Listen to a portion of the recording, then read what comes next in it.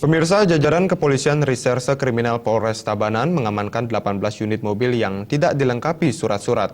Selain mengamankan mobil bodong, petugas juga mengamankan 3 orang yang diduga sebagai pemasok mobil bodong tersebut. Sementara itu, 1 orang tersangka masih berstatus DPO.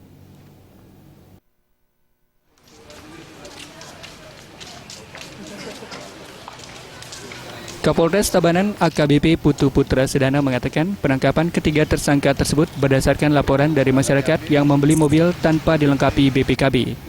Mendapati laporan tersebut, unit Reskrim Polsek Baturiti melakukan pengecekan ke kantor Samsat sehingga diketahui nomor fisik kendaraan tersebut berbeda. Kemudian petugas langsung mengamankan mobil tersebut. Dari hasil interogasi terhadap korban, petugas kemudian meringkus tersangka WI yang menjual mobil tersebut kepada korban. Berdasarkan informasi WI, unit Reskrim yang dibantu unit 1 Reskrim Polres Tabanan kemudian meringkus Ajik O dan mengamankan 12 unit mobil bodong. Saat diinterogasi, Ajik O mengaku dikenalkan oleh temannya PI kepada Ajik S. Tanpa membuang waktu, petugas langsung menggerebek rumah Ajik S di wilayah Pergung Jembrane dan menemukan 2 unit mobil bodong. Ketiga tersangka beserta 15 mobil bodong kemudian digiring ke Polres Tabanan guna pemeriksaan lebih lanjut. Sementara 3 mobil lainnya masih berada di bengkel karena rusak.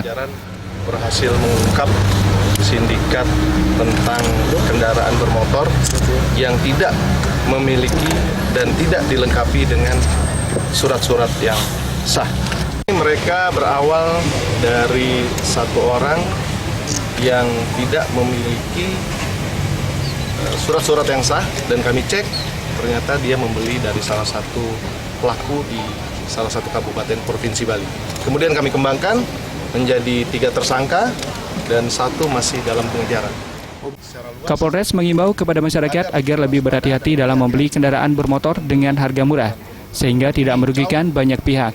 Sementara ketiga tersangka ditahan di Polres Tabanan, sedangkan seorang tersangka yakni PI masih dalam pengejaran unit Jatan Ras Polres Tabanan. Sudarte dan Kadek